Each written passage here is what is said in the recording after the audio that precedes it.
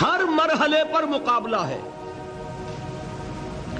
آپ صرف اللہ کا بندہ بننا چاہتے ہیں، 3 مقابلے کرنے پڑیں گے. سب سے پہلے کس سے مقابلہ کرنا ہوگا؟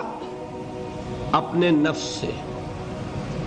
وہ جو کل شعر سنایا تھا کہ مسجد تو بنا دی شب بھر میں ایمان کی حرارت والوں نے، من اپنا پرانا پاپی ہے برسوں میں نمازی بن نہ سکا.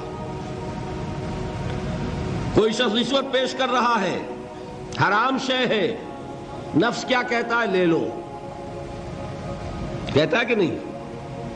اور بڑی پٹیاں پڑھاتا ہے کہ یہ سارا تقویٰ کا حیضہ تمہیں ہو گیا ہے، فلاں حاجی ہے، فلاں وہ ہے، وہ بھی لیتا ہے. اور فلاں ضرورت رکی پڑی ہے، بچے کی فیس نہیں گئی ہے، بیوی کو اتنا عرصہ ہو گیا ساڑی کی فرمائش کرتے ہوئے ساڑی نہیں خریدی گئی ہے. یہ ساری پٹی پڑھائے گا نفس کے نہیں. اب اگر آپ مقابلہ کر سکتے ہیں نفس کا تو بچیں گے، مقابلہ نہیں کر سکتے مار کھا جائیں. یہی ہوگا کہ نہیں؟ اذان کا وقت آ گیا، اذان سن لی آپ نے، لیکن پھر نفس نے کہا ابھی اور سو، آپ نے کروٹ لی اور کپڑا خوب ٹھیک کیا اور غین ہو گئے. اگر آپ اس نفس کے تقاضے کو اس وقت رد کر سکتے، طاقت آپ میں اتنی ہوتی تو آپ کھڑے ہوتے مسجد کی طرف جاتے. گویا کہ بندگی رب کے لیے سب سے پہلا جہاد کس سے کرنا ہوگا؟ نفس. اچھا، نفس اکیلا نہیں ہے، اس کے پیچھے ایک بہت بڑا بدماش ہے، وہ شیطان لعین. وہ اسے اکساتا رہتا ہے، پھونکے مارتا ہے. الذی یوسوس فی صدور الناس، اشتعال پیدا کرتا ہے، پٹیاں پڑھاتا ہے، برائی کو مزین کرتا ہے، بے حیائی کو فیشن کا نام دیتا ہے، ناچ گانے کو وہ کلچر کا نام دیتا ہے. یہ سارا کچھ کر رہا ہے. تو اگر شیطان سے مقابلہ نہیں کر سکیں گے تو اللہ کی بندگی کر سکیں گے؟ تیسری چیز، معاشرہ بگڑا ہوا ہے. بگڑے ہوئے معاشرے کا ایک دباؤ ہے آپ پر. یہ بالکل ایسے جیسے ایک ہجوم ایک طرف جا رہا ہو تو ادھر جانا آسان اور مقابلے میں جانا بہت مشکل، زور لگانا پڑے گا نا. تو معاشرے کا رخ کچھ اور ہے، آپ کا رخ کچھ اور ہے. معاشرہ نہ خدا کو جانے نہ رسول کو جانے. آپ چاہتے ہیں اللہ اور اس کے رسول کے حکم پہ چلنا، کشمکش کرنی پڑے گی کہ نہیں؟ بہت پیارے ہیں وہ مصرے، زمانہ بات و نہ سازت تو با زمانہ ستیز.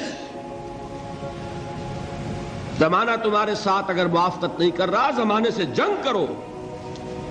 اور بے غیرت اور بے حمیت اور بودے اور بزدل اور کچے لوگوں کا اصول کیا ہے؟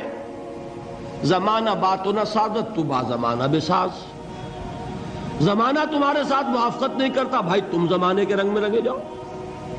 آسان راستہ کون سا ہے؟ زمانہ تمہارے رنگ میں نہیں آتا، تم اس کے مطابق ڈھل جاؤ، کوئی تکلیف ہوگی. اور زمانہ تمہارے ساتھ اگر موافقت نہیں کر رہا، تم زمانے سے لڑو، تکلیف آئے گی کہ نہیں؟ 3 جہاد کرنے پڑیں گے تو انسان اللہ کا بندہ بن سکے گا. بات سمجھ میں آئی؟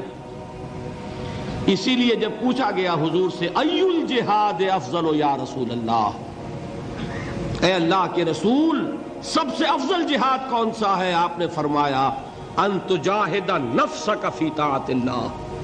سب سے افضل جہاد یہ کہ اپنے نفس سے جہاد کرو، کشمکش کرو، مقابلہ کرو، تاکہ اسے اللہ کا مطیع بناؤ.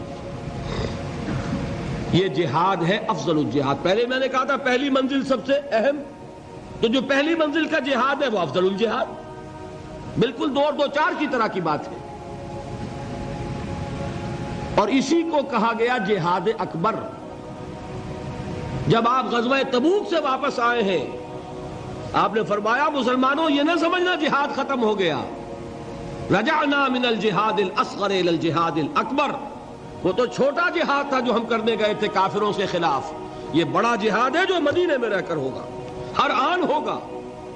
وہ تو کبھی ہوتا ہے کبھی نہیں ہوتا، یہ ہر وقت ہوتا ہے، ہر صبح ہوتا ہے، ہر رات ہوتا ہے، ہر شام ہوتا ہے، ہر لحظہ ہوتا ہے، ہر وقت کشمکش ہے خیر و شر کی، حلال اور حرام کی، صحیح اور غلط کی، زمانے کی روش اور دین کا تقاضا ٹکرا رہے ہیں۔